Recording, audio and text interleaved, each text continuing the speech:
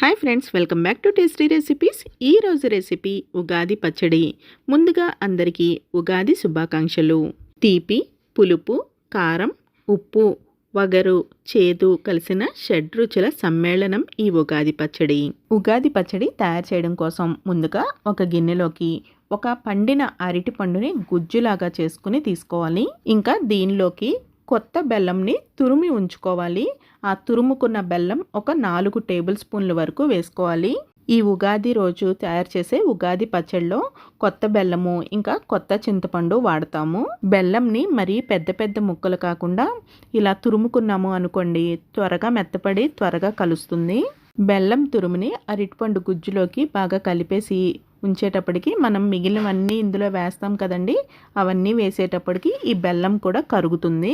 ఇంకా కొత్త చింతపండు చిన్న నిమ్మకాయ సైజు తీసుకుని దాంట్లో కొన్ని నీళ్లు వేసుకుని నానబెట్టుకుని గుజ్జు తీసుకుని వేసుకోవాలి. ఇంకా చిన్నగా కట్ చేసుకున్న పచ్చిమిర్చి ఎక్కువ వేయొద్దండి, కొంచెం వేసుకుంటే చాలు. మనం ఒక చిన్న పచ్చిమిర్చిని 4వ వంతు తీసుకుంటే సరిపోతుంది. ఇంకా పచ్చిది పుల్ల మామిడికాయని చిన్న ముక్కలు కట్ చేసుకుని ఒక 2 టేబుల్ స్పూన్లు వేసుకోవాలి. ఉప్పు కొంచెం చిటికెడు వేసుకుంటే సరిపోతుందండి. మనం మామూలుగా రెగ్యులర్గా ఎప్పుడూ చేసుకునే పచ్చళ్ళు ఇలాంటివి వేసుకున్నట్టుగా ఎక్కువ అస్సలు వేసుకోవద్దండి. మనం తెలియక ఎక్కువ ఈ తప్పు చేస్తూ ఉంటాము. మనకి మామూలు పచ్చళ్ళలోకి ఉప్పు ఎక్కువగా పడుతుంది కదా, అలా అనుకుని ఉప్పుని ఎక్కువ వేసేస్తాము. అసలు చిటికెడు ఉప్పు వేసుకుంటే సరిపోతుంది. ఇంకా 1 టీ స్పూన్ వరకు వేప పువ్వు వేసుకుని కలుపుకోవాలి. ఇప్పటి వరకు వేసినవన్నీ వేప పువ్వు పచ్చడి అంటే ఉగాది పచ్చడిలో కంపల్సరీ వేసుకోవాలండి. ఏ ఒక్కటి కూడా మిస్ చేయొద్దు. ఇంకా కొన్ని ప్రాంతాలను బట్టి వీటిలో ఇంకొన్ని యాడ్ చేస్తూ ఉంటారండి. తేనె, నెయ్యి ఇలాంటివన్నీ యాడ్ చేస్తూ ఉంటారు. తూర్పుగోదావరి జిల్లాలో అయితే దీనిలోకి కొబ్బరి ముక్కలు యాడ్ చేసుకుంటారు.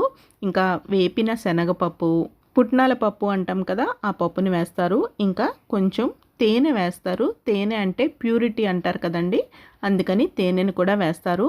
ఇంకా నెయ్యి కూడా వేస్తారు. చాలా కొంచెం వేసుకోవాలి. ఇవన్నీ కూడా బాగా కలుపుకుంటే మనకి ఉగాది పచ్చడి రెడీ అయిపోయినట్టే. ఉగాది రోజున కంపల్సరీ ఉగాది పచ్చడి తయారు చేసుకుంటారు. అలాగే ఉగాది పచ్చడి మొదటిగా ఉగాది పచ్చడినే తింటారు. మనం మామూలుగా ఏదైనా పండుగలు అన్నప్పుడు ముందుగా స్వీట్ తింటాం కదండి, కానీ ఉగాది రోజున మాత్రం ఉగాది పచ్చడే తింటాము. మీరు కూడా అలానే ట్రై చేసి చూడండి. ఉగాది పచ్చడి తయారీ విధానం చూసారు కదండి. ఈ వీడియో మీకు నచ్చినట్టయితే ఫ్రెండ్స్కి, ఫ్యామిలీ మెంబర్స్కి షేర్ చేయడం మర్చిపోకండి. మరొక ఇంట్రెస్టింగ్ వీడియోతో మళ్ళీ కలుద్దాము. Thank you for watching food re channel.